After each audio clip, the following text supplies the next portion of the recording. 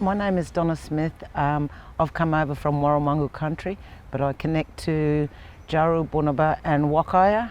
Jaru, Bunaba are my father's side, and Wakaya are my mother's side.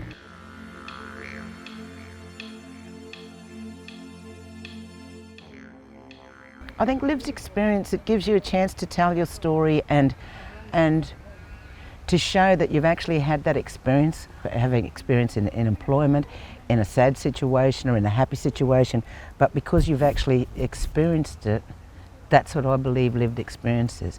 And I believe that with that lived experience you have the knowledge and understanding because you've been in that place. And so when you've been in that place, people can relate to that and they can connect to that, because when you're talking about lived experience, especially in the scope of suicide, I think our people identify with that because they know what it's like to be so hurt and just left without answers. And I think having that lived experience, it's like same but different. You've all experienced that loss, but you've all experienced it in a different way, but that experience of that loss has brought you to the table with this experience to say, hey, this is how we were and how we are. It's hard to come together to have something like that unless you've got really strong people to pull it together, to know that you're going to be supported in a good, strong, friendly, helpful, supportive environment, and you know that it's all appropriate. You know that no matter what you say, it's not going to get taken out of context. You can feel comfortable about saying that stuff, and no matter what you say, you're not going to get growled. You know it's a good space, and if there is something that's triggered you, you know that there's somebody there to support you.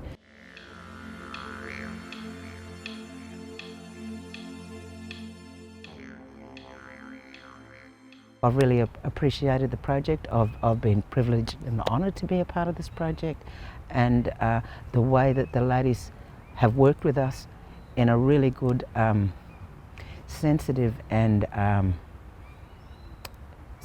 caring. I couldn't say it more, because that really, it's the little things. It's the little things that make you feel comfortable enough to put your story out there, and knowing that other people have been touched by that sadness of the suicide, but knowing that we can create a safe space where we can be happy and support one another. No matter what we've done throughout this project, we've been well supported, and it's made you want to share your story. It's made us feel like a family. We came from all around and we didn't know each other. Now we have this gel. Now that gel came about because you can feel that the caring and supporting environment that they brought us into, and it's to make sure that the ladies that brought us onto this project, straight away we had that trust with them. Without having that trust from the initial start, I don't think I'd be here today.